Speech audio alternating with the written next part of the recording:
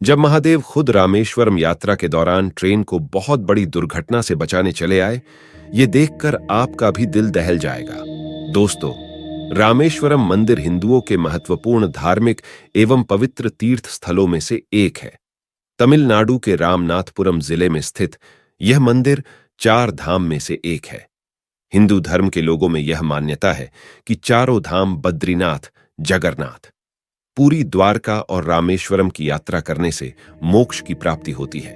लेकिन रामेश्वरम का अपना अलग महत्व है। ऐसा माना जाता है कि यहां डुबकी लगाने से सारी बीमारियां और दुख दरिद्रता क्लेश सब दूर हो जाते हैं। दक्षिण भारत में बना यह मंदिर 12 ज्योतिर्लिंगों में से एक है। आज की घटना रामेश्वरम मंदिर से जुड़ी हुई है, तो आगे बढ़ने से पहले महादेव के सभी सच्चे भक्त कमेंट बॉक्स में हर हर महादेव जारी लिखिएगा और इस चैनल की सब्सक्राइब करना मत भूलिएगा। आज की घटना है महाराष्ट्र के रहने वाले एक व्यक्ति आदित्य एक पेंटर, और इसी उसे भारत के पुराने मंदिरों में जाकर बहा के आर्ट को समझना, बहा की कलाओं को देखना बहुत पसंद है। आदित्य भारत के कई मंदिरों में जाकर बहा के आर्ट को, बहा की संस्कृति को समझता था और कुछ नया बदलाव अपनी डिजाइन में करता था। आदित्य 3 धाम की यात्रा कर चुका था, अब उसे रामेश्वरम की यात्रा करनी थी। आदित्य निकल पड़ा। रामेश्वरम की यात्रा पर महाराष्ट्र से रामेश्वरम के लिए ट्रेन जाती है, जो केवल भक्तों से भरी हुई होती है। रामेश्वरम पहुंचकर आदित्य बहा की खूबसूरती और रामेश्वरम मंदिर की मूर्तियों को देखकर मंत्रमुग्ध हो गया और अपनी पूजा संपन्न की। रामेश्वरम मंदिर में कई प्रकार के विधि विधान होते हैं। बहा पास में ही एक पंडित थे। उन्होंने रामेश्वरम मंदिर के बारे में कुछ तथ्य बताए। काफी भीड़ लगी हुई थी। सभी श्रद्धालु बैठकर बड़े ध्यान से रामेश्वरम मंदिर से जुड़ी कुछ बातें सुन रहे थे।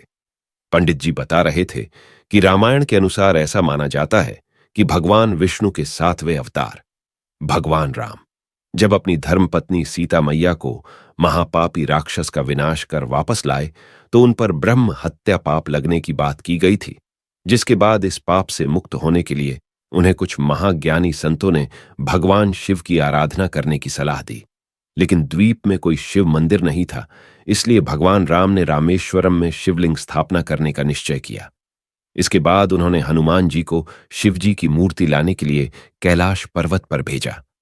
प्रभु राम की आज्ञा का पालन करते हुए हनुमान जी शिव प्रतिमा लेने के लिए चले गए, लेकिन उन्हें लौटने में देर हो गई, जिसके बाद माता सीता ने समुद्र के किनारे पड़ी रेत से ही शिवलिंग का निर्माण किया और यही शिवलिंग बाद में रामनाथ के नाम से जाना गया। इन तथ्यों को सुनकर सभी भक्त मंत्रमुग्ध हो गए। उनका रामेश्वरम मंदिर आना जैसे सफल हो गया था। आदित्य भी इन कथाओं को सुन रहा था। आध्यात्मिकता में उसका विश्वास बहुत अधिक था। जब उसे रामेश्वरम मंदिर के इतिहास के बारे में पता चला, तो उसने तय किया कि वह अन्य मंदिरों के सभी इतिहास की खोज करेगा। रामेश्वरम में पूजा कर आदित्य घर वापस जा रहा था।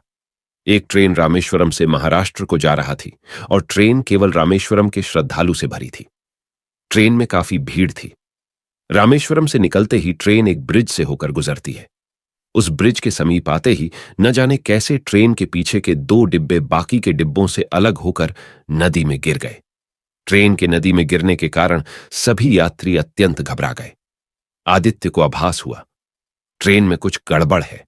ट्रेन करीब 3 घंटे उस ब्रिज पर रोक दी गई। लोग ऐसी जगह आकर फंस गए थे कि न कोई मदद के लिए आ पा रहा था और न ही यात्रियों को ट्रेन से उतारकर सुरक्षित कहीं ले जाया जा सकता था। सभी यात्री परेशान हो चुके थे, भूख बेहाल हो रहे थे।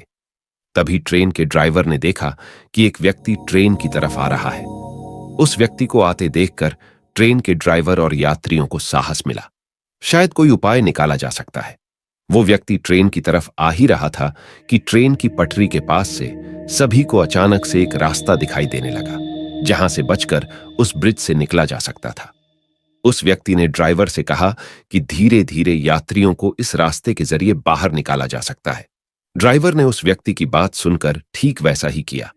धीरे धीरे एक एक करके ट्रेन के सभी यात्री वहां से निकलने में सफल हुए। आदित्य जब उस व्यक्ति से मिला, तो उनकी चमकती आंखें, चेहरे पर मुस्कान देखकर उसे आभास हुआ यह कोई साधारण व्यक्ति नहीं है। इस व्यक्ति के रूप में बाबा रामेश्वरम हमारी मदद करने आए हैं। आदित्य ने उन्हें प्रणाम किया। इस तरह बाबा रामेश्वरम ने अपने सभी भक्ति को जान बचाई।